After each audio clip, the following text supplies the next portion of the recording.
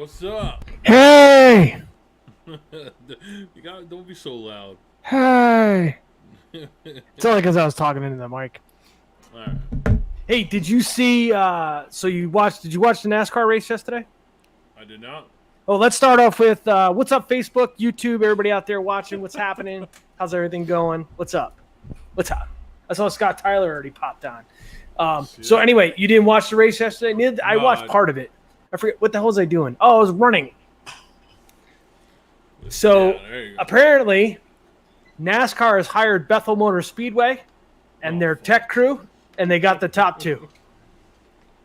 Really? That's awesome. That's what we're going with. Listen, they got a good tech crew. Wow. Listen, that's all for you, Brian. It's all good, man. So Bethel Motor Speedway. Dude, we went back this weekend. We had a good time. Yeah. And .030. That's what I lost by.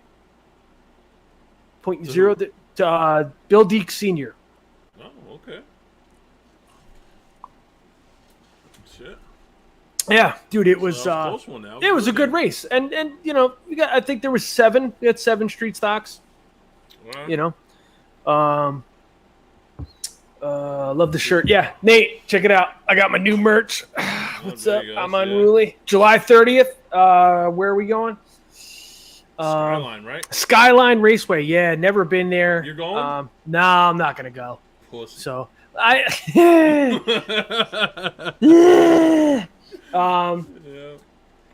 I need to get the other car done, man. I just, you know what I mean. I got something that works really, really well now, and you know what I mean. I don't want to change it. You know what's crazy? Like he has that better than the rest point system. I know. And Skip the Colt's going to wind up winning that and not even go to another race. He's up by that much. If you don't go, that means Skip's going to win that and not even have. Well, not necessarily because I believe somebody goes there. I believe Dick Shattuck. Yeah, but he's in for the other stuff. He's in it. Yeah, but if he misses one more race, you have to. It's for anybody who's not really following the tour. Right, and how many more races they got? They can't have that many more, right? I know Nate's on. How many races are left, Nate? Yeah, I mean, he'll pipe in a second. Three or four races. Yeah. You know. But I don't think that Dick is going to be able to make those. Something Brent was talking about. Something's up. I don't remember what it was. If he doesn't make anything, then. Listen, I've been saying it since last year. This is a great concept. It's great. It's perfect. Yeah, 2 more races. So there's only 2 races to go. So 2 more races, and Dick plans on being in there, being on there. Yeah. So there's only 2 races left on. I know. I think Dick's missed one. But he's like sitting third in points. But but that's what I'm saying. I need another car. I don't want to tear this one apart. Yeah. And make it a dirt car, because you know us, man. We're gonna go. It's all or nothing, and we got to come correct. You know what I mean? I can't go half-cocked, half-ass. Yeah. You know what I mean? So, but this Thursday, Orange County First Speedway Battle of the Midway. They'll have I think it's big blocks, small block. Big blocks, 73 laps, sportsman. Yeah, and the Pro Stock late models will be in town. No, I don't think they're there that night, are they? Pro Stocks / late models, because that's what they are. Pro Stock late models. That's what I call them anyway. They're making rules. They're lowering them down. Yeah, whatever. It doesn't matter. Listen, they are fabricated. The entire car is fabricated. That is a late model. You don't like it? I don't like it at all. Okay. So, unless somebody wants to buy me one, then they're awesome. Yeah. So, I don't know. I think they're cool. But... Accord Speedway, they ran last week, right? No, they too hot. Oh, okay, that's right. Yeah. And Orange County was off. They got the dumb monster trucks there. So, but all right. So I thought we had a NASCAR truck guy on. Is Danny? Week. Danny's the NASCAR, and who is it? No, next week. It was a mixed up. Oh, okay. Yeah, it was. Who's the NASCAR truck guy? Are we keeping that a secret till next week? Yeah, till next week. Oh, all right. Because he'll probably cancel on us.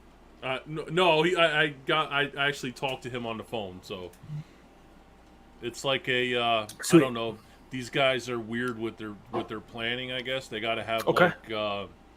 like PR people and stuff. Like pain in the ass. Yeah. All right. But we got. You know who my PR person is? Tony. My wife. But Danny took it on short notice, so nice. Appreciate Excellent. that. So without further ado, he's sitting over there in the green room. I know he's been around racing a really long time. I've actually, I think we were just talking a little bit before we went live that I think I've called a couple of races with him in it, with the modifieds and sprint cars and all that other good stuff. And we're going to learn a little bit more about him tonight, but none other than Danny Buccafusca. Hello, everybody. Buccafusca. I said Buccafusca. You still butchered it. You got it in the green room, man. I did, dude. It's because it was written right in front of me. That's because nobody was watching. I'm retarded. It's all right. So, Danny, what's up, brother? Thank you for joining us on such short notice. I don't even think we were on last week, were we? I think you had to work or something. I had work, yeah. Yeah. All right, man. So let's get it started. Where and what is it that you race? Where are you racing? All that other good stuff. I race a crate sportsman at Big Diamond every Friday, and I race a 600 micro sprint at Action Track USA and Greenwood Valley, and I bounce around to some big races, and I just did Speed Weeks last week, so that was really cool. I went to Tulsa last year, and I hopefully am going again this year, and so I've been to a lot of places. I come from slingshot racing and go karts, so I've been to Oakland Valley, Accord, Hamlin, whole bunch of different tracks. Nice. And he's union. He doesn't work. What? I don't know. Doug Ross piped in with he's union. He doesn't work. About me. Oh, is he? Oh, all right. There you go. It's like, what the hell are you talking about? I guess you got a union so how job, are you second generation driver? How did you get involved with racing? Yeah, my dad used to race 600 modifieds, so I mean, like, he wasn't really he really just did it for fun when he was like 40 years old. He just like figured he could get a race car and start racing, and then he just got me really into it. So he just like took me from there, and I am I'm doing pretty good at Big Diamond this year. We're second in the point standing, so we're trying to win a championship, which is really cool. Okay. So and when your question about being a points racer, huh? Yeah. Listen, I don't know, man. Every time I try to do that points racing shit, dude, it never works out. It worked out one time. That was it, and we won it, and that was it. And do you find yourself doing that, like focusing a lot on the points? I mean, the season's kind of winding down now. Yeah, kind of. I do. I mean, like I want to win all of it, like I want to win more races than anybody, and I want to win the championship, because if you win more races than the guy, but he won the championship, then like he still has like some sort of an edge over you. So like I want to have all the leverage. I want to win both, Yeah, a baseball bat will level that out. Yeah. Nobody's looking. I'm just and who suggestion. Brandon Edgar and Logan Watt. Yeah. Ryan Watt's kid. Yeah. So Logan's third in points and Brandon's first right now, and all three of us have 8 straight top 5s in a row, I think. Nice. And there's there's like 20 to 25 cars that show up every week, so pretty good guys. Yeah. So we're Are you from that area, or are you guys traveling every week? Oh God, no. I'm from Rockaway, New Jersey, which is about two and a half hours away from Big Diamond, and just about that same amount of time away from everything else in racing. What made you guys decide to race Big Diamond? Well, it's not my car. It's John Gilroy owns the car from Gilroy Northeast in Tannersville, Pennsylvania. Okay. So that shortens up the drive by an hour, and then it's only an hour and a half away. And Ryan Grimm is like my crew chief per se, I guess you could call him, and he has the car at his house that he brings to the track every week, and he's only about an hour away. So that's how we make it work. Okay. Now, what about the 600? Is that your ride? You maintain that? Yes, that's my car. I maintain it with Greg Stevens at Greg Stevens' house and his shop with his his dad and Uncle Gary and Greg, and they brought me in like last year because I didn't have anywhere to keep the 600 after my dad passed away. So I was really looking to keep racing the 600, and I just needed some help, like a place to have it and a trailer to tow it with. And they brought me in, and they've taught me a lot, and we've been able to be pretty competitive this year at some really competitive tracks. So. And what are like how long have you been involved with racing? How long have you been in as far as a driver goes? Well, I'm 23, and I'm really terrible at math, but I started when I was 8. So if anybody wants to do that math for me, then. Gary, you doing the math? No, Rick Ryder's doing the math. I'm sure he'll chime in. He's a mathematician. I'm not the greatest at math. That was definitely my weakest subject.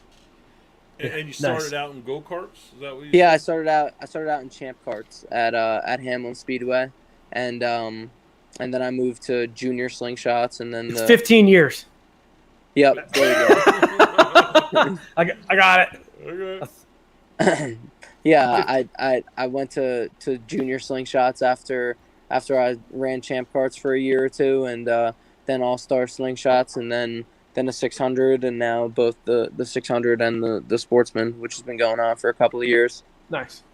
When you went to Tulsa, what were you running down there? You were running the 600 down there? Yeah, yep, I was Okay. running the 600. But they didn't have them last year, did they? Yeah, they did. Yeah, they did have them for the Tulsa shootout. They had the 600 microsprints there. They had micro sprint. I was talking the modifieds there. Yeah. No 600 modifieds. Yeah, they didn't bring that, and I thought they kind of went over pretty good. It was a couple years ago when they had them. them. They raced them only one time. I don't know. Yeah. I'm not really quite sure what people were saying was the reason, like that they didn't go back. I thought it was pretty cool that they were there in the first place. That's really awesome. That's where my dad came from, so like that's really cool. Yeah. And what are, other than Big Diamond? You said you've run Accord a couple times in Orange County. What are some of the other tracks you guys have been to? Been to Bridgeport. We raced at Selinsgrove one time in a sportsman. I raced at Port Royal last year at the short track Super Series like showcase or whatever it's called. I don't know. Yeah. I think that's about it. We really haven't jumped around too much in the crate sportsman. I actually never raced at Accord in the crate sportsman. I raced there in a slingshot when I in like a long time ago. But I think that's it. I don't think I'm forgetting any. So. And do you follow any of the tours? Any of the like Brett Deyo stuff, Super Dirt Car Series, anything like that? I wish I would actually really like to do that, but no, we don't. We just primarily race at Big Diamond, and Big Diamond has a pretty short season. They end in like the first week of September, so that usually gives us enough time after that to like do 2 or 3 big shows. Like we'll probably do Eastern States this year, and we'll probably do Port Royal, and hopefully we can get like a good Bridgeport race in there or something like that too. I feel like we could do really well there. So you're still. What do you do for a living? Now you're able to go on a Friday night 2.5 hours. Like. Oh well, I'm 23. I'm still in college, so I'm a part of a couple of internships, and I work at I pick up hours at like S&S Speedways, and I write articles and stuff like that. So I just do whatever it takes to make it like week to week. Okay, I was gonna say because man, 2.5 hours on a Friday, that's a tough trip getting out of work. Yeah, definitely not very fun. So when you say you write articles, who are you writing for? I wrote for Study Breaks, it's called. It was just this like internship I got through college for about like 8 months, for the past like 8 months now. So I wrote a bunch of articles on there. What are you going to school for? Broadcasting or something? No, I'm a double major in psychology and English, and then I have a minor in sports and exercise psychology. I would like to be. My dream job is to be like a sports psychologist. That's what I'm trying to be. So sweet. So I am. I'll give you a shout in a few years. Yeah. So. Yeah, definitely. Yeah, and then we can figure out why I run almost 50 miles a week. Yeah. So, you need a psychologist for that. That's really cool. At 45 years old. I believe in it. I believe in exercise. Exercise is a good thing. But so that's good, man. Listen, I even with once you're done with your degree and stuff, are you looking into like professional sports to be a therapist for professional sports or? Yeah, definitely. And is there a certain genre that you're looking like, basketball, baseball, NASCAR, anything like that? I would say that like my favorite sport is basketball, so that's kind of like what I imagine. But I feel like there's obviously more of an avenue for that with me in racing to be able to do that, because I have a background that I could stand on already, and I don't in basketball because I'm not very good as much as I love it. And but basketball is my favorite sport. I would really do it for any sport though. I'm a pretty big sports guy. Like I like to watch sports, so I would do it for any and all of it for all intents and purposes. Are you a big tall guy? Are you how tall are you? I'm not big and tall. I think I'm 5'10", so I'm like an average. Okay, so you're taller than me. So I was gonna say maybe you could like Spud Webb. I think he retired, right? Wasn't he like 5'9" or some shit? Yeah, I'm not. So then, listen. So then you could give therapy to all the little tiny players. Yeah, exactly. You know what I mean? Like the 5'9" running backs. Yeah. About how listen, small. if you just run faster, you won't get killed. Yeah, exactly. It really is that simple at times too. Dude, that's awesome. And where are you going to school at? What college? I go to East Stroudsburg University. Nice, excellent. I mean, still a young guy in school. Looks like you got, your priorities are right there. I mean, obviously, you want to get involved in the field, but any desire to maybe professionally race full time?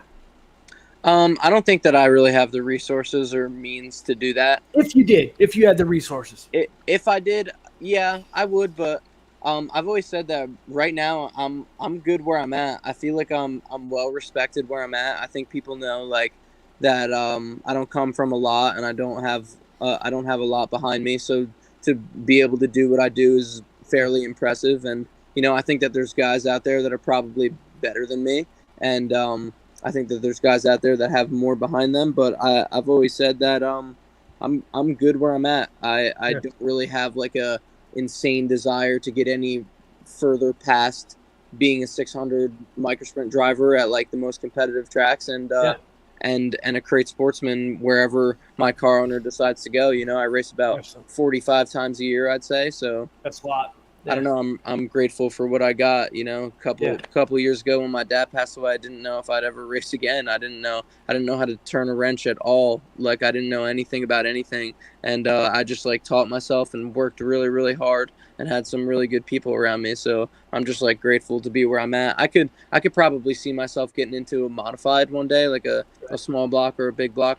I do believe that I'm good enough to be able to do that. And as a 600 driver, I think I'm like a top 10 driver at the biggest races and Kutztown and all that. But I think that I could grow to be a top 5 driver and grab a couple of wins every year. So I think that that's like kind of where my goals lie. Really, it's just I take things one step at a time. Yeah, man. I love that you're so humble, man.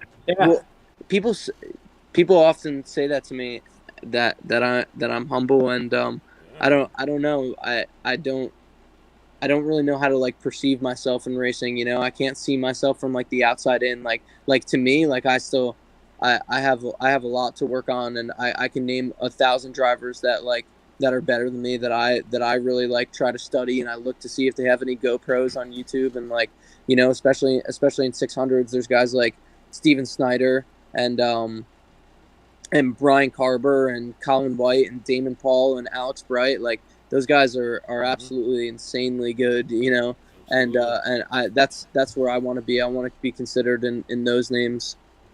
Yeah. That's my goal. Excellent.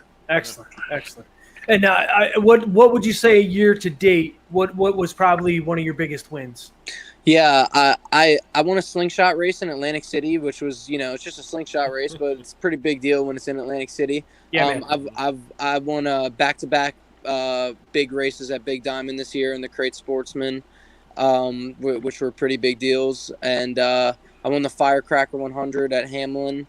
And I would say my biggest race though was I won a really big race at Kutztown in the 600 microsprint at a 73 cars, and Billy Paps Jr. was second, so that was pretty cool. Yeah, man. And I grabbed the win. It was on Father's Day, like 3.5 weeks after my dad passed away, which was really cool. That's awesome. There was like a video of my interview on Facebook. That's like what people are most familiar with with, I feel like, about me. It got like a bunch of thousands of views. You know what I mean? So it was. I think that was like when people started to like know who I was. I would say.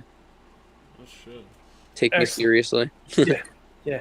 So Friday nights you're running Big Diamond, and then Saturday is the 600. Yeah. Sometimes we race on Saturdays. Sometimes we race on Wednesdays. Whatever our schedules can allow. You know, sometimes we race both. You know, like last week we did speed weeks, and we raced every day of the week. So that was really cool. Yeah, where was that? Where was Speed Weeks? Monday was Greenwood Valley. Tuesday was Bridgeport. Wednesday was Kutztown. Thursday was Linda's, and then Friday and Saturday were Lenko. But I didn't race Lenko because I had to go to Big Diamond on Friday, so I didn't want to go Saturday. And that was with the 600. Most of that. Yeah, all of it was with the 600, obviously, besides Big Diamond. Yeah. And Larson raced at Linda's, right? Yes, I was in his heat race. I was in. That's gotta be cool shit. This is really crazy. I was in his hot lap session because you have to go out in like your specific hot lap session during speed weeks. So I was in his hot lap session. I was the time trial after him, and then I was in his heat race and I started behind him.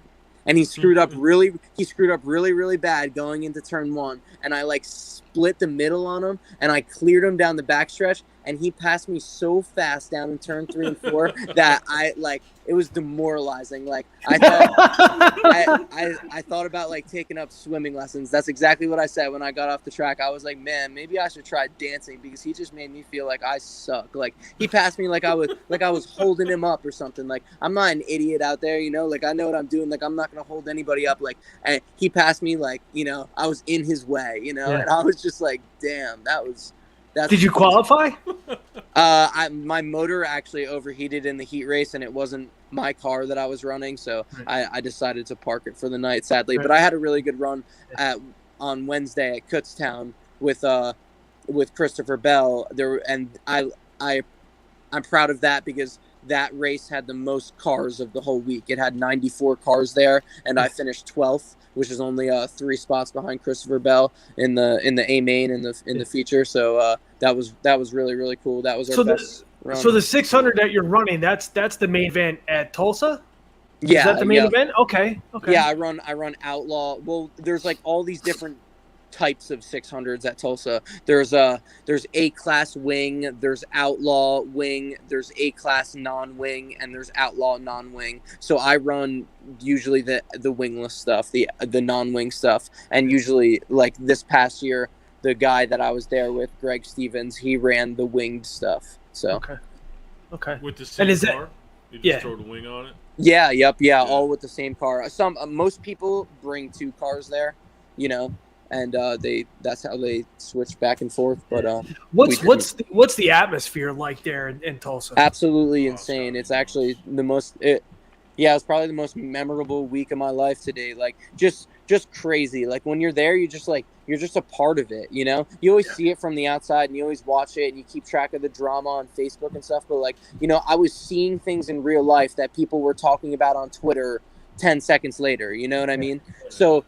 I don't know, just being a part of it all was like so special to me, and I appreciated like Greg Stevens giving me that opportunity so much. I remember the day that he like asked me in the garage because I didn't think he was going to. Like I didn't think that's like was a plan of ours that year, and it was just it was an awesome experience. And I got COVID while I was there too, and I still say that I still don't give a shit. Like I came home sick as an absolute dog. It was a 22-hour drive to and from it, and I had COVID. I had COVID all through my B mains on Saturday and going home on the 22-hour drive, and I would still say that it was like one of the best experiences of my life. Like, yeah. Oh shit! So it's one of those things. Hey, remember when Danny Buccafusca gave Kyle Larson COVID and he died? Yeah, right. I was getting it from somebody else. I got it from somebody else. There. Oh man, I should say that, man. Knock on wood. There was 495 cars in the one division that I was racing in. It was, or maybe it was 435, something like that. But I can tell you for certainty, it was 400 plus cars in one division that I was racing in, and I was one spot out of making the A main. So that really, I can't wait. And what you went there for? That was the main event, right? What you were running. They're really all the main events. There's really not like a main event. They all pay the same, all 4 features, and and they all get a ridiculous amount of cars. But the division that I was in had the most cars. So like, I guess most people would say that's probably the main event if it has the most cars trying to race in it, you know? Okay. So, I was one spot out, which it didn't suck though. I wasn't upset about it. I was just ready to go back. I hope I can go this year. Now, do you notice that there's, I can make an A main. Do you notice that there's more and more local guys that like run here in the Northeast that you see them at Tulsa? Yeah, and they win it. And they win it. You know, Tim McCready he comes to mind. Not only do they race it, they win it. Too. They win everything out. Oh my God, I think Bobby picture his name. Had a 600 that he went out there with. Yeah. Drives the Escape RV number 4. What's his name? Billy? Billy V. Yeah, there you go. Billy V was the most successful last year. He did amazing. Buck Walter. I think one of the Buck Walters made the A main. Yeah, that was at the Chili Bowl. I'm talking kind of about the Tulsa Shootout, which was in the 600. It's like a couple weeks before the Chili Bowl. But yeah, that was the Chili Bowl. But they've all raced like the Tulsa Shootout before too, so it's kind of like. This is the week prior to the. I thought it was all the same. Yep. So the week or two, it might be 2 weeks prior to the Chili Bowl. It's the Tulsa Shootout with only 600 microsprints, and there's so many cars in that building. It's incredible. It's absolutely amazing. And then 2 weeks after that is the Chili Bowl. Obviously, at the same track. Now I'm following you. I got you. Yeah. And what's the payout for them, for you, in a 600? What are they paying? Not good, but I wouldn't care if they gave me a bottle cap and a half a slice of pizza. Like, that's just the point of being there. Absolutely. Like, I mean, like, obviously, sure, it would be cool if the payout was better, but like realistically, I don't have like the equipment to win it. You know, I think that I can make the show, but I don't have the equipment to win it. So like, what does it matter to me? I don't care. I don't give a shit what the payout is. Like, I'm just going there to race. Now, are you guys getting paid in the B main? Are they making anything? No, they didn't. Nothing. No. Right? No, they didn't pay us for being in the B. No. They got to be doing those 2 races a year, right? And then that just makes their living for the entire year. Yeah, right? It has to be. It has to be. Oh yeah, I mean, like it's like $110 car entry. So think there's like over 1,000 cars there, or just about. So I mean, whatever. So you do the math. That's like $3 million. No, I don't want to do any more math. I'm embarrassing myself this podcast doing math. I don't like math. But that's what Kyle Larson's getting at with how many cars, and they're only paying $10,000 to win the Chili Bowl. Yeah, see, like I can kind of understand Kyle Larson being mad because he has a chance to win. Right. But like, I bet you. But it doesn't matter though. I mean, even for someone like you, that's your hard-earned money, man. Like they got it's got to have some kind of return. Like I love your attitude. Like I go there just to race and have fun, but. Fuck, man, it costs a shit ton of money just to get there, you know what I mean? Yeah, definitely. Like that's why I can understand Kyle Larson being mad about it and all that and those guys for sure, because like they can win and they should get their return on it 100% because they earned that. But at the same time, like I bet you if you take Kyle Larson and Christopher Bell and all those top names in midget racing for Keith Coons and Chad Boat, like you're gonna watch the best Chili Bowl ever. I think if you take all those names out, I think that you will. You watch an actually competitive Chili Bowl that's not just between 5 or 6 guys. Yeah, it'll be between the 250 cars, or way more than that. Actually, I don't even know how many entries the Chili Bowl gets. Probably way more than that.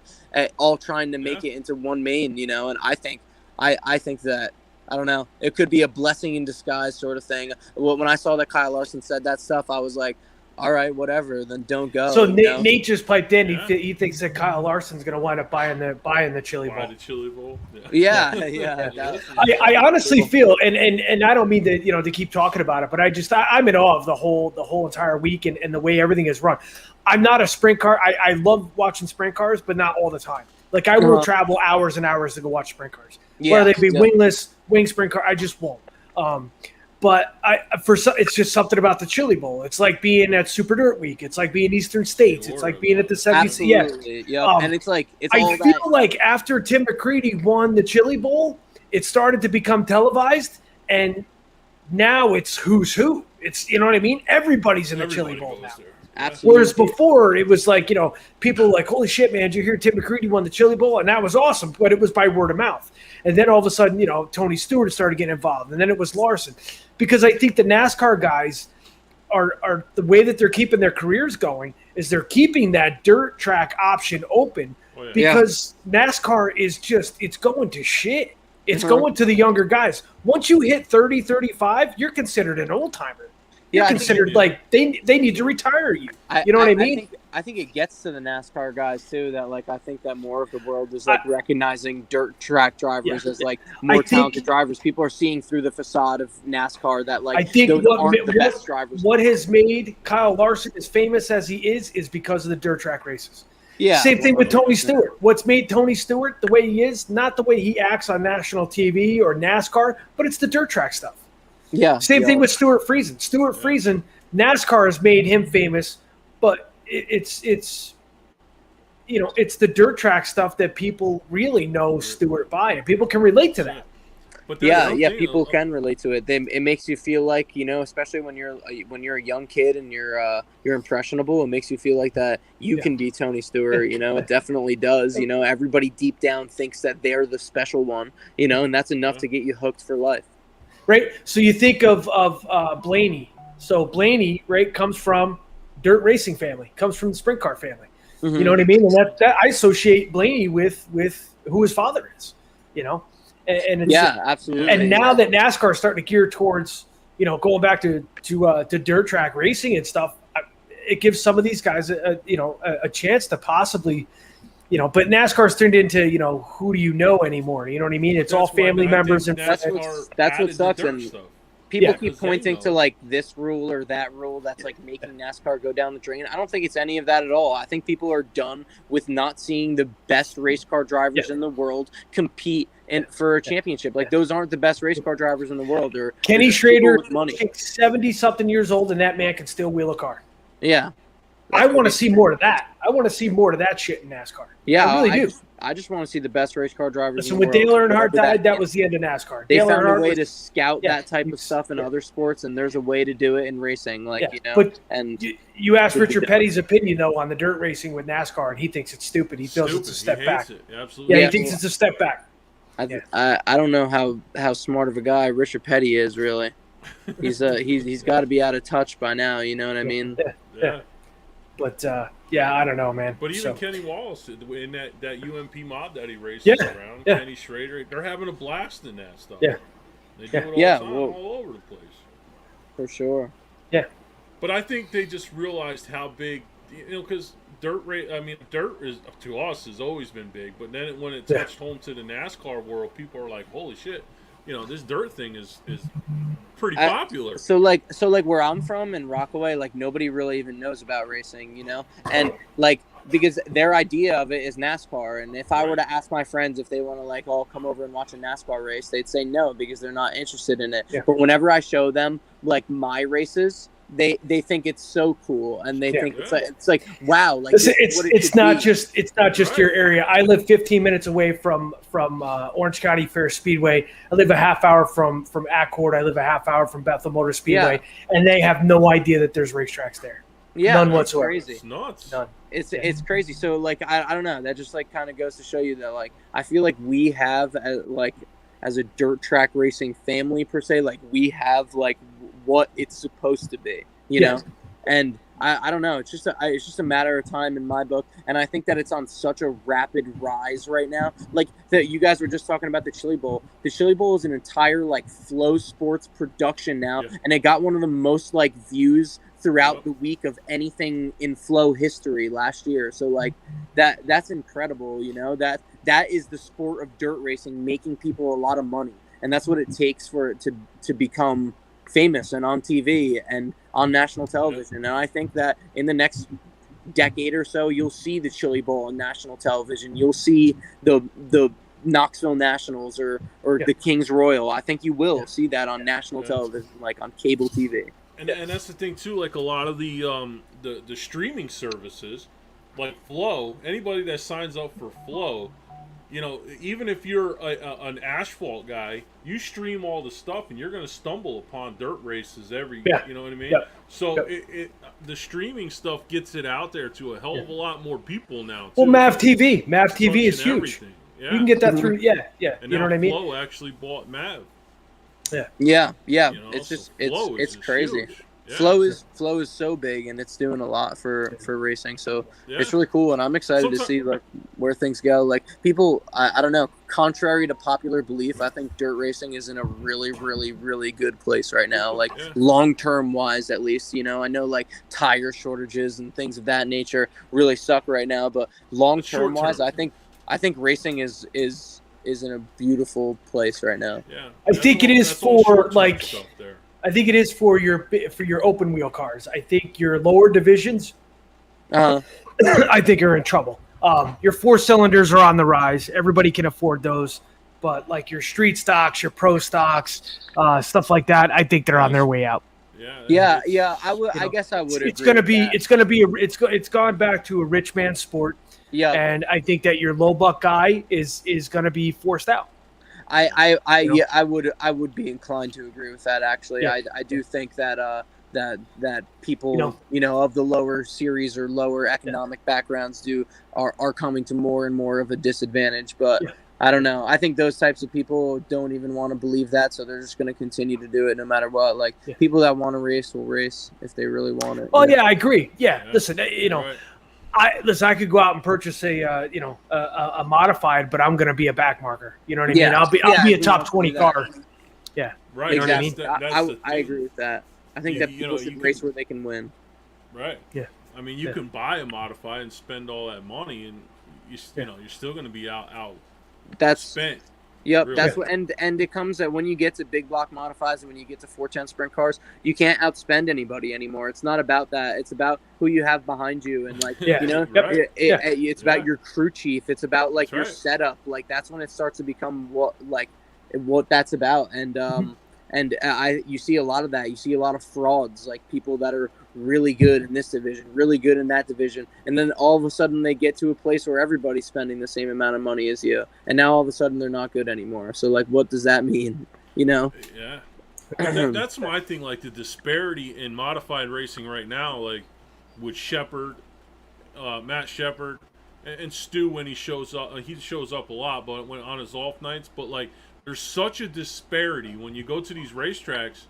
You can almost guarantee that one of them two are going to win. You know what I mean? Like, why is that? I saw that a lot this week on social media. I mean, you as the racer, Danny, and that, like, why? What do you think that? Like, what is the disparity? Is it? I don't know. I think that sucks. Like, yeah. I think the disparity is that they. Yeah, you know what? Like, I've questioned the same thing before. When Kyle Larson was winning all those sprint car races, I always said, like, what? Okay, like, we get it. Kyle Larson is so good, and he's so amazing, blah, blah, blah, blah. Somebody explain to me what he is doing specifically different than the next guy. You know? Yeah. Like, what is he doing to be this much better than everybody out there? That's what I don't. And the same applies to Stuart Friesen and Matt Shepard. What is that? You know? But it's nothing different with I mean, history's repeating itself. Back in the day, it was Danny Johnson and Brett Hearn. Everybody said the same shit. It's all these guys. All they do is win. It's dramatic, though. You know what I mean? I don't know if the Brett Hearn, Danny Johnson era was as dramatic as the Shepard Stu era right now. What's making it this dramatic is social media, because everybody's able to talk about it. Whereas back, in the 90s, in the 80s and 90s, it was all word of mouth. You know what I'm saying? And then you had This Week on Dirt, and that was your only form of social media. This is now with social media, it's this is everybody's got an opinion. This is like my favorite conversation to have about racing. Like, what are these drivers doing that makes them better? Like, what does it mean? That's all they're doing. Become better. They're not doing anything else. It's technique. What is it? That's all they're doing. That's what I'm saying. If they're racing 4 times a week. Yeah, true. I think that's a big deal too. They're racing 3-4 times a week. Yeah. And they're and some of the other guys are racing once a week. And believe me when I tell you, the more you're in the car, the more you're learning, and the more that you're going to pick up and the more situations that you're going to be put in. I think it's just experience. I don't think they're spending more than anybody else. Everybody has the same shit anymore. No. You know, and do I think that there's a little bit of not favoritism, but a little bit of there's guarantees that okay, listen, you're not going to start any worse than fifth. Yeah, there's probably. I think the way the handicap system is set up with some of these series races, that's how it's going to be. But these guys, that's all they're doing. Stewart's in a truck. And then he comes back to the modified, and then he's in a sprint car every once in a while. I mean, the dude just does nothing but drive. I would agree with that, and that's also why I would say that there's all these young kids that are coming up that are so good right now. Because guess what they're doing? They're doing nothing all day but sitting on that computer and playing iRacing. Yes. Yep. That's what they're doing. Listen, there's so many kids in micro sprints right now. They're like 12, 13, 14 years old. I was so skeptical, skeptical about this iRacing shit. So skeptical. And I'm going to give you a scenario. I got a kid that's been working with us, and it's Tony Gearhead's son, Michael. And this is what this kid probably spends 80 hours a week on an iRacing simulator. So he had me try it. And dude, it's a video game. But when I got on it, to the point where I spun out, I went like this because I thought the guy was going to hit me. And he says, okay, what I just did with your setup here, I want to put that in your car. What? No, so we did that. And it's the best. It's one of the best handling cars I've ever had. Saturday, we started like mid-pack, and by the time we were done, I lost by 0.03 seconds. It was that close at the line. Yeah. And I've never had a car work this well before. And it's all this video game shit. I think that iRacing has a lot to do with it. Like, I try to, I don't have time for that, though. Like, that's what these kids, like, have the advantage of doing. Like, all these 15-year-olds are doing nothing. Like, and instead of them, I guess it's better than playing, like, Fortnite or some, like, video game or, like, some, like, Call of Duty game or whatever. It's cooler than that, but it's just crazy that's the advantage that they have. Is, like, they don't have anything else to do all day, so they just play iRacing. We sponsor a kid. We sponsor a kid with Traver, right? Braden, right? So Braden is running an asphalt go-kart road course style, and then the kid's jumping into a dirt slingshot, and he's been extremely successable this year because that's all this kid has to worry about is just racing. Yeah. He's on summer break. He doesn't have school, and that's Matt Shepard. That's Stuart Friesen. That's I think Larry White has kind of been missing in action a little bit, but that's all they're doing. Back to that though, like, okay, I get the everyday thing now, but if Danny's in a modified and he's got Randy Kosaki as his crew chief, that there has to play some kind of into this as well. You know what I mean? So if you take Randy away from Matt, is he still that good? You know what I mean? Like, is it? I mean, this guy got it in Wright's car up there. That when Shepard broke, got in Wright's car and did phenomenal in the thing, and then Wright turns around and wins races and doing the best that he's doing. Like, what happened there? You know what I mean? So what happened? How many Super Dirt Week wins does Matt Hearn have? Matt Hearn? Yeah. Matt Hearn? Yeah. As a crew chief. Oh, as a crew chief. Right. Oh, probably a lot. So you've got good equipment, you've got somebody who's setting it up, and then you've got somebody who's doing nothing but worrying about driving the car. Dude, you put that combination together, and you've got a Stuart Friesen and you've got a Matt Shepard. Yeah. When that's all you're worried about. Right. And Danny, you know what I mean? Danny, those guys don't. Danny, you're going to school, you're trying to make money and keep racing going. You know what I mean? That's a lot. That's a lot you got going on. Yeah, definitely. But if you wake up in the morning and all you can think about is, okay, I just need to drive the race car today, dude, you're going to be successful. With psychology as a background, I mean, that's something, you know what I mean, that you right off you've got nothing else going on up here other than this is my job and this is what I have to do. Practice makes perfect is like one of the truest cliches. It is like true, and so I would 100% agree with that. I would say that's true for a lot of these like young kids and the reason why there's so many young kids that are coming up with just like absolute balls of steel right now.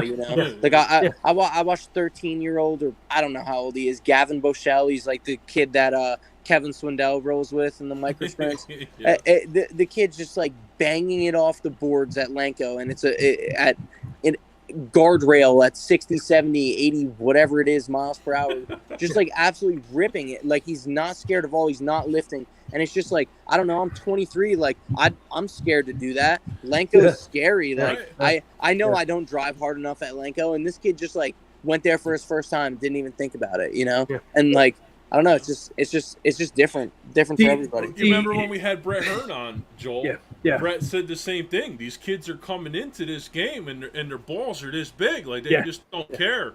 You know, and the older guys are a little more finesse to it, and these guys are just trying to pound and push. Well, because there's that fear of being hurt isn't there, or that fear of wrecking the car and not being able to pay for it to get it back. That's not there. You know what I mean?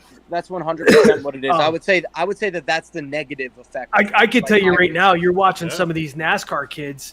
The Bushes, the Boyers, all that. These guys are the future of racing in the United States. And these kids are amazing to watch.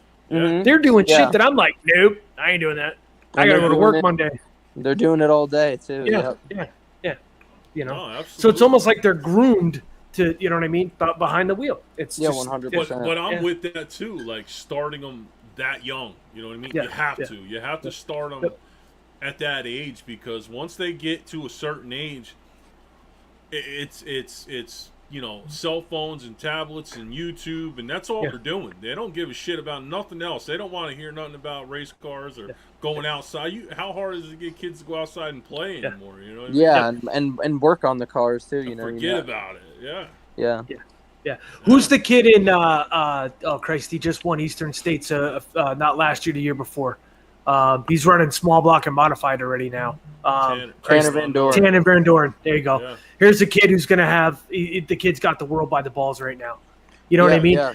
You give him another, I say 2-3 seasons, and he's going to be he'll have the pick of the litter. He'll be able to drive for whoever he wants to drive for. Yeah. Provided that they keep that kid humble. Provided they keep him humble, you know? Yeah. Tyler Dipple, I think, is a big disappointment. That kid started off a house of fire. Wait, hold on. I raced junior slingshots with Tyler Dipple. We started off racing together in junior slingshots, and he sucked. He was not good until he got to modifieds, where he could just outspend people and cheat a lot and win. But he just it's to me, I think that he had talent. And it just his attitude and his arrogance has really just, number one, it doesn't make him marketable. You know what I mean? I know he's been in the Cup Series a couple times, with the trucks and stuff, but on national TV, dude, you're acting like a jackass. Yeah, you know what I mean? And he's just a loser. I don't really like him. I would say something nice about him. I'm a really nice guy, and I would say something nice about anybody that I grew up with or whatever, despite anything. But one time at Orange County, I said hello to Tyler Dipple, and he didn't say hello back. And I know for a fact that he knows who I am, and that really made me mad. So I don't really care about saying nothing bad about him. I don't like Tyler Dipple. Okay. But I'm not giving up on Yankowski either. I love Yankowski. Yankowski's going to be really good. Yeah. He is. Man. Yankowski used to park next to us at Big Diamond. That kid is awesome. I love Yankowski. Yeah. I used to race slingshots with him too. Potential. Yeah. Mm-hmm. Yeah. I mean, hell, the kid won a big race and flipped all in the same night. Yeah. Cool-down lab. Yeah, that was awesome. Yeah. No, he's young too, and he's gonna be another one to watch. It's cool when these young kids, man. Mm-hmm. So, Danny, we've come to that part of the show, man, where we start winding stuff down here just a little bit. Let's talk about some of the sponsors you got on your car here for 2022. Yeah. So I got John Gilroy mainly helps me out more than anything with the Crate Sportsman, Gilroy Northeast in Tannersville, Pennsylvania. I have Gotham Aggregates, which is a company where I live in Rockaway, New Jersey. D'Onofrio Contracting, Brick 46, which is a restaurant by me. The Riviera Maya. I can't thank people like Greg Stevens and all the guys from S&S Speedways. If you guys ever been there before. Couple times. Yep. I'm very, very close with that family, the Smith family, Ryan Smith, Shannon, and Denise, and obviously Randy, who owns S&S. Very close with them, so I can't thank them enough.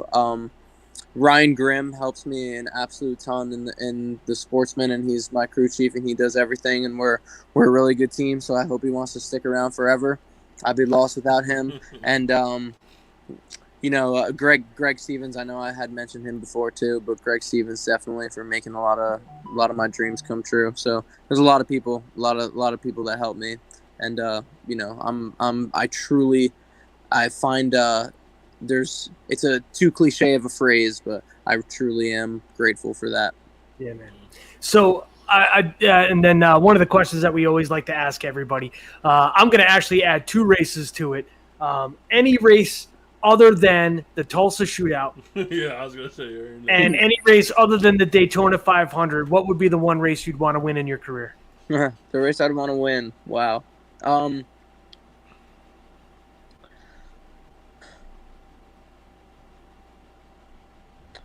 I'd want to win a Speed Weeks race in a 600. I'm a realistic guy, and like the other stuff, like of course I'd want to win at the Chili Bowl or the King's Royal, but like it's hard for me to actually think that way because I know it's unrealistic. So like thinking realistically, I do believe that I have the ability to win a Speed Weeks 600 race out of 80 to 90 cars, and I think that would be a really big win for my career.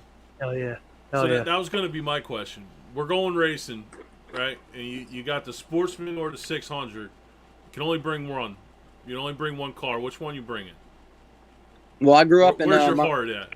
I grew up and my hero was Ryan Smith, and Ryan Smith was tearing it up in the 600s. So I would say the 600 just for that matter because it's like my childhood dream, and it always has been. Yep. So I mean, like I never really had a desire. I never really like watched modified racing or anything. Like I take the opportunity because I can and I'm given that opportunity, thankfully. But yeah, I'd probably say the 600. I think that if you can be competitive in a 600 microsprint in Pennsylvania, that you have a real case to say that you are like a top driver in the country. I do believe that with all my heart. If you can win races at Action Track USA, you are a really, really, really good race car driver, and nobody can deny that. Well, absolutely. Yeah, I agree. So, Danny, thank you so much for joining us, man, and good luck to you in the rest of your season. I know you're battling hard there for a championship, and man, we wish you nothing but the best, and thank you so much for joining us here tonight. Salute, guys. Thank you very much. Yeah, man. Listen, best of luck to you in all your school, man. Finish that. Listen, we need more smart guys behind the wheel, man. We appreciate you. Yeah, I'm too smart for my own good sometimes. Thank you, guys. Thank you guys so much, man. Have an amazing No worries. Day. Take care. So, smart kid. Like that. I like that. And very humble. That's awesome. Man. Yeah, I didn't realize that his dad had passed away, so my condolences to them, and wow, but yeah, that's what I was trying to see. Where's I kind of figured the 600 would be the. Well, it's kind of the same thing. If somebody were to say, hey Joel, you had a street stock and a modified, which one are you taking? I'm taking a street stock. You know what I mean? It's right. what you're used to. It's what you know. I'm more comfortable in that. You know what I mean? So it's But absolutely, good kid. Really, really good kid. More people like him, Yeah, like absolutely. To be humble. Yes, humble yourself. You know what I mean? Like, you need people like that, man. Really it's my understanding that the show with John was everybody was the buzz down in Orange County in the pit area, and everybody really they appreciated him and appreciated his humor and all that stuff. That was a really good show, man. Yeah. So, but. All right, man. So racing is still in full effect. We are season. I can't believe is already starting to wind down. I can't believe we're already past the halfway mark. Okay, we're going into August now, coming up. Yeah. Bethel Motor Speedway, Accord Speedway, Orange County Fair Speedway, all running. I believe Orange County is Thursday, and then I think they're back again Saturday, aren't they? Yeah, Thursday night is the Super Dirt Car Series race. Yep. Yeah, and then they're back. No, it's Battle of the Midway is Thursday. Yeah. Is that a Super Dirt Car Series Super race? Dirt Car Is it? Race. Okay. Yeah. Okay. Yeah, and then the like I said, Pro Brett Stocks. Hearn will be there. He's racing in that one. Excellent. So, Yep. But 73 laps. Yeah, I'd like to bring him on and see what he thinks about the racing surface afterwards. Oh shit. Yeah. We'll see how that goes. So. All right, folks, that's gonna do it for us here tonight, and thank you guys all so much for for tuning in to us, and we do apologize, but life gets in the way, and every once in a while, we got to take a break and all that other stuff, and it's amazing people still actually watch. Yeah, man. Yeah. And it grows bigger and bigger. Well, I think we're creeping up on 6,000 followers right now. That's right? great. That's why my son went to a different job, and he said his last name, and he's like, "Oh, praise!" Like, "Oh, your dad and Joel do that show on there, right?" It's just funny how people that you wouldn't even expect to, it's like, man, it's crazy. People you don't even think watch, and even racers. There's a lot of closet racers that watch this stuff. There is like you see them, and you see them out. It's like no shit. Yeah, it's cool. It's just it's really cool. Yeah, I hope so, man. So, it's cool. But the Mikey Travers Memorial Race is coming up too as well for the street stocks. If you're looking to donate, please do so. You're going to reach out to Mike Travers, right? Yeah. Okay, on social media, or reach one of us if you're looking to donate towards that race. I'll tell you what, that is one of the biggest street stock races in the during the year, and we are donating $100 towards the Hard Charger Award. So. And I see other people are too. So Hard Charger. Yeah, everybody's kind of piping in, man, and that's awesome. I think. Cool. Last year and the year before, man, it was guys are donating too, man. It's cool. The purse was up to I want to say like $9,000-$10,000 last year and the year before, and dude, what a great the race itself is paying $1,000 to win. So yeah, and I think even like the 14th place car is a couple $100. I know I haven't run Middletown, and this will be going on 2 years now. But the last time I raced there, it was in the Mikey Travers race, and I finished 9th. Man, it came home. I think it was like $600. Man, it just what a great race. Yeah. I'm looking for a ride, man. Anybody wants to give me a ride that night, I'll take it. And we'll pay your way in, and we'll pay for fuel. And I got tires, and I got my own crew guys, and all that other good stuff. And whatever we tear up, we'll replace. So if anybody's looking to give us a ride, we'll take it. And whatever we win, you guys keep. Now, is that the only thing on the schedule that night? I remember last time it was just that, and I think the pro stocks were there that night, wasn't it? Or was it just a single stand? It was that night, and it was full fender nostalgia night, and they had an enduro. Yes, that's right. Okay, right. But I think I want to say modifieds are on the schedule for that one as well. Okay. So it's either way, it doesn't matter. It's just it's for in memory of a great kid and a great family, and we just that race just needs to be as one of the crown jewels. That's why I was asking, because then people are a lot more people will be there. I think 2 races a year in Middletown are the races to win. One, of course, is Eastern States Weekend, and the other one is Mikey's race. Those are the races to win. ORCS will sponsor the top finishing car that gets DQ'd in post race. So there you go. So Open Racing Challenge Series will sponsor the first anybody who gets DQ'd. Maybe we'll show up. Yep. Yeah. So. But $200. There you go. So worth the DQ. Screw it. I'm just saying, Nate's so $200 right there, $200 to whoever gets DQ'd, but it has to be in the compound. Let's make that clear. We don't want anybody going out there and trashing somebody else's car and then they get black flagged and they're, hey man, I got DQ'd. Can I get that 200? Yeah. So it has to be in the compound. Listen, my money's on Ray Tarantino or Bob Slate, Big Galetti. Walt Henry, any one of those guys. Keep going. Yeah. So. Shit, but I'll tell you what, it's a great race, great cause, and the Travers family, huge into racing, and just awesome what that family represents and what they stand for. And listen, I'm really happy to be a part of that. So, but definitely. Listen, I'll take a ride. Anybody offering a ride, man? And like I said, I will pay all expenses. For the car owner to get into Orange County, and whatever we win, you guys keep. I think it'd be really cool. And believe me when I tell you, man, I got a really smart crew chief. He can make a car go. And make a car go. All right, folks, that's going to do it for us again. And I cannot stress this enough. And I actually stand behind it, man. I didn't want to, but I did. If you're on social media and you're bashing a racetrack, you are definitely part of the problem. Go out and support your local racetracks. We need fans in the stands, man. We need racers at the tracks. I think I think what's going on is good, and hopefully, we had some conversations last weekend, and I hope that some people listened and moving forward.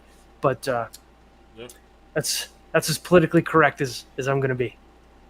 There you go. So yeah, all right, folks. We will. I don't know if we'll see you next week. I'll just say we'll see you soon, and just keep an eye on our on our page, on our Facebook page, YouTube as well. All that. If you haven't subscribed, please do so already. And listen, we are creeping up on 6,000 followers. I never thought that it would turn into this, and I actually look forward to this every week. I say to Gary, "Listen, man, you got to work tonight." I can't wait for you to find a new job, dude, so that we can have a show every week again. I always get the message. We got anybody for tonight? I'm like, okay. Yeah. Yep.